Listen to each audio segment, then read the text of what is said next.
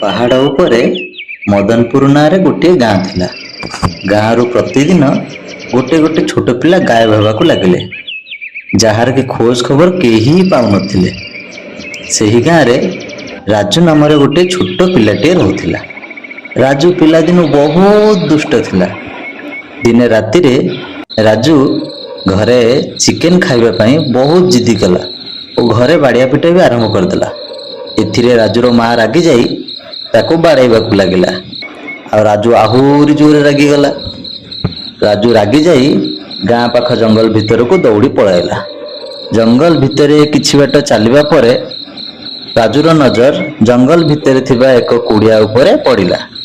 କୁଡ଼ିଆ ଭିତରେ ଜଳୁଥିବା ଆଲୋକକୁ ଦେଖି ରାଜୁ କୁଡ଼ିଆ ଆଡ଼କୁ ଗଲା। ସେଠି ଦେଖିଲା ଏକ ବୁଢ଼ୀ ସ୍ତ୍ରୀ ଲୋକ ବସିଛି। ରାଜୁ ସେ ସ୍ତ୍ରୀ ଲୋକକୁ ସେଠି ରାତି ବିତେଇବା ପାଇଁ ଅନୁମତି ମାଗିଲା।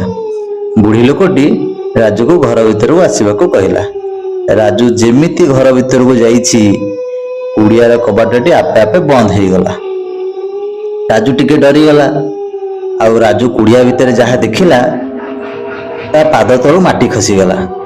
ରାଜୁ ଦେଖିଲା କୁଡ଼ିଆ ଭିତରେ ବହୁତ ସାରା ଛୋଟ ପିଲାଙ୍କର ମୁଣ୍ଡ ପଡ଼ିଛି।